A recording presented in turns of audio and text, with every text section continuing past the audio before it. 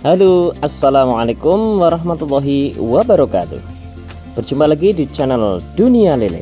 Para sobat semuanya, di kesempatan kali ini ya, kami akan terus berbagi pengalaman yang sudah kami rasakan ya. Dan para sahabat, untuk di kesempatan kali ini ya, bulan-bulan ini memang banyak teman-teman yang khususnya di bulan Februari Maret 2023 ini ya, banyak yang sering mengalami kegagalan dalam pembibitan ya, dikarenakan satu faktor cuaca yang sangat ekstrim dan mungkin rezeki yang belum mau datang ke diri kita masing-masing tentunya. Oke para sahabat, di kesempatan pagi ini ya, kami akan tetap berbagi pengalaman tentang berbudidaya ikan lele dengan sistem hijauan atau budidaya pakai air hijau. Kalau untuk bahasa kerennya bisa dikatakan sistem green water ya, dan juga bisa dikatakan bioflok juga bisa. Para sahabat semuanya, yang paling utama di sini nanti kita kedepankan di titik keunggulan dan kekurangan berbudidaya ikan lele menggunakan sistem air hijauan.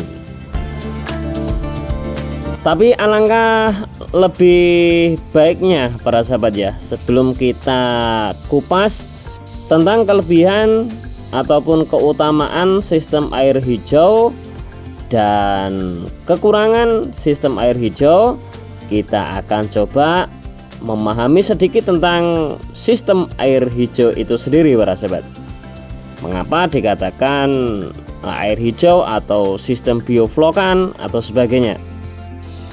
Salah satu solusi untuk menekan biaya pembudidayaan ikan lele adalah dengan kita menyediakan pakan alami yang berada di dalam media atau di dalam tempat pembudidayaan lele itu sendiri, yaitu dengan teknologi probiotik para sahabat, yang kemudian teknik ini dikenal dengan sistem air hijauan atau sistem bioflokan itu para sahabat ya, dimana ketika kita itu mengolah air sampai hijau, dimana disitu terjadi proses hijaunya air dalam kolam dikarenakan berbagai tumbuhan renik yang jelasnya tumbuh di dalam kolam itu seperti alga dan sebagainya itu ya.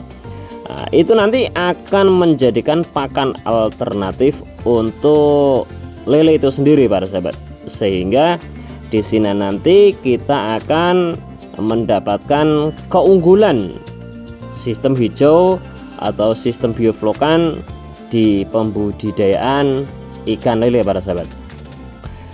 Kalau untuk kelebihannya ya, yang pertama, pembudidayaan bibit lele dengan sistem air hijauan ini dapat diterapkan di lahan yang sempit ataupun lahan terbatas, dikarenakan untuk berbudidaya dengan sistem air hijauan tidak memerlukan lokasi atau tempat yang lebar ya, tempat minimalis sudah bisa digunakan para sahabat.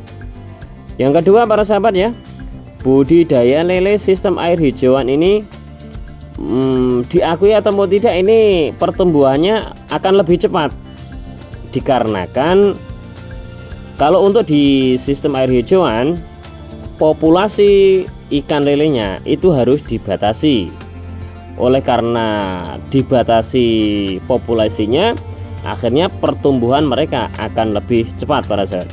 Kelebihan yang berikutnya para sahabat, yang ketiga ya, dalam proses kita usaha atau budidaya ikan lele dengan sistem air hijauan, itu modal kita akan relatif lebih rendah, sekaligus pun juga hemat tenaga, baik itu dari pakan dikarenakan kita mendapatkan asupan pakan tambahan, yaitu berupa alga dan plankton ya, yang sudah terjadi di dalam kolam.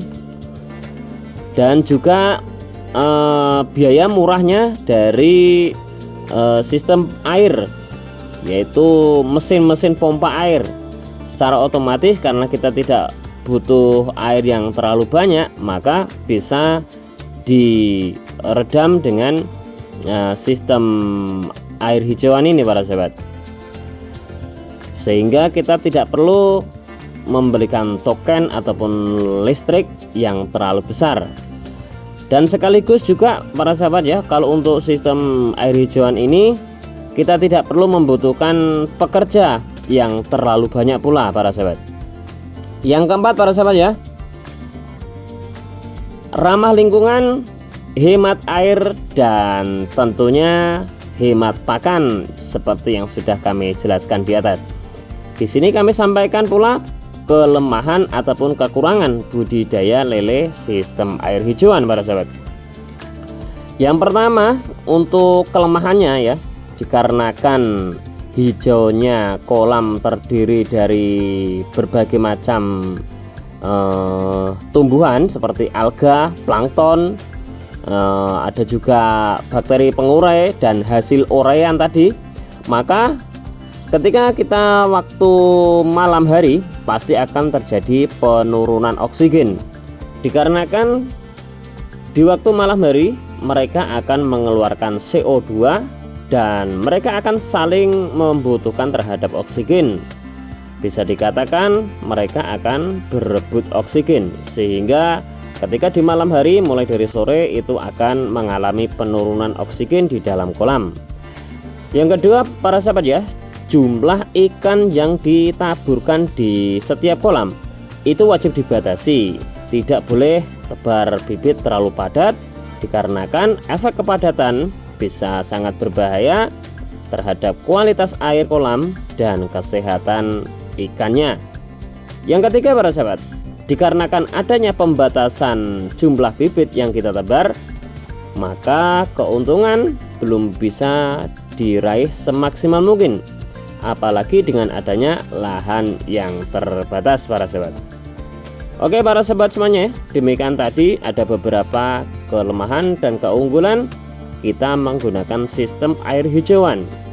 Untuk teman-teman semuanya yang memiliki pengalaman dan yang lain-lainnya ya, bisa komentar untuk menambahi apa yang sudah saya sampaikan di atas. Mudah-mudahan bisa bermanfaat untuk teman-teman semuanya. Dari kami, wassalamualaikum warahmatullahi wabarakatuh.